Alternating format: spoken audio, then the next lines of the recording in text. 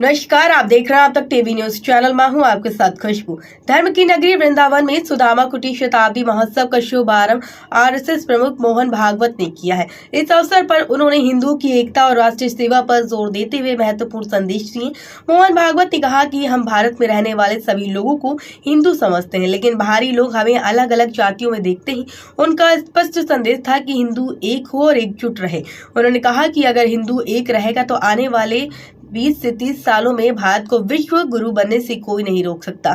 RSS प्रमुख ने आगे कहा कि संघ का कुटुंब प्रबंध यही है।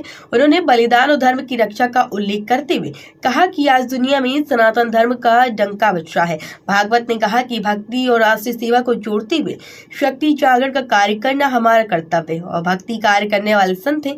इस अवसर पर मोहन भागवत ने सुदामा कुटी के महंत सुदीक्षक दास महाराज, मानी ऋषि साध्वी तंत्र भरा मलुकपीठ राजेंद्र दास महाराज और अन्य संतों के सानिध्य में दीप प्रज्वलन कर महोत्सव का शुभारंभ किया गया। आगे संतों ने क्या कुछ बताया है वो आपको सुनाते हैं। देखिए, यह रामानंद संप्रदाय का बहुत बड़ा आश्रम है सुदामा कुटी वृंदावन में, जो सेवा के नाम से जाना जाता है। आज उसी का दिव्य जो है भव्य सुदामा दास जी महाराज के द्वारा जो स्थापना हुई थी, आज उसी का शताब्दी महोत्सव और रामानंद जयंती मनाई गई।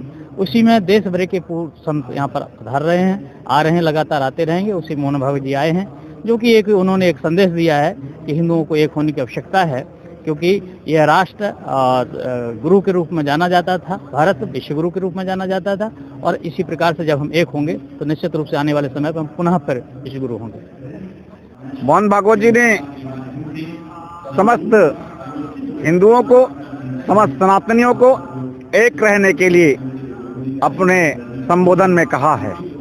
जैसा कि आप देख रहे हैं कि सुदामा दास जी महाराज का शताब्दी समारोह और आज जगतगुरु रामानंदाचार्य भगवान की जयंती का आज शुभ अवसर था।